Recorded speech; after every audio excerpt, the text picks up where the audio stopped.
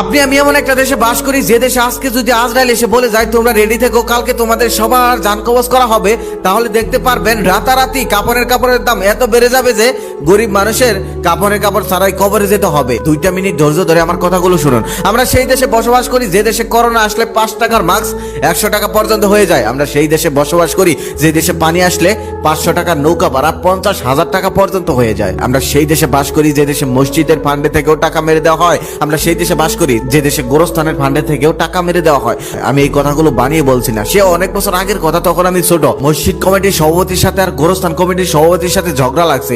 একজন আরেকজনকে বলতেছে আপনি মসজিদের ফান্ডে থেকে টাকা মেরে খেয়েছেন, আবার আরেকজন বলতেছে আপনি গোরস্থানের ফান্ডে থেকে টাকা মেরে খেয়েছেন। আমি এই কথাগুলো শুনে অবাক হয়েছিলাম, কারণ আমি সেই পর্যন্ত জানতাম গোরস্থান থেকে কোনো চোরচুরি করে না, মসজিদ থেকে কোনো চোরচুরি করে না। আমি সেদিন অনেক অবাক হয়েছিলাম। 7 বন্ধু মিলে পানি দেখতে গেল ঘুরতে, যাওয়ার পর মোটর সাইকেলটা তারা রাস্তার পাশে রেখে নৌকা দিয়ে গেল পানির মাঝখানে। সেখানে যাওয়ার পর একটা বন্ধুকে ধাক্কা দিয়ে ফেলে দিল। ফেলে দেওয়ার পর ওদিকে দেখতেছে তাদের মোটর সাইকেল পানিতে নিয়ে যাচ্ছে, প্রায় মানে যেখানে রেখে এসেছে সেখানে ভেঙে যাচ্ছে, আর কিছুক্ষণের মধ্যে ভেঙে পড়বে, মোটর সাইকেলও সেখানে পড়ে যাবে। এটা দেখে তারা তাদের বন্ধুকে উদ্ধার না করে চলে গেল মোটর সাইকেল উদ্ধার করতে। এদিকে তার বন্ধুটা আকুতি মিনতি করলো, হাত বাড়ালো, তবে কেউ শুনলো না। নৌকার মাঝিটা যখন নৌকা ঘুরিয়ে তাকে আনার জন্য যেতে চাইলো, তখন তারা তাকে যেতে দিল না। তারা বলল আগে আমাদের মোটর সাইকেল উদ্ধার কর, তারপরে সে তাকে নিয়ে যাক। তারপর তারা পারে গিয়ে মোটর সাইকেল চালিয়ে সবাই চলে গেল, বন্ধুকে ফেলে।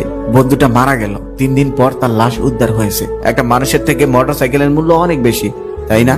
তাই তো, আমরা বাঙালি।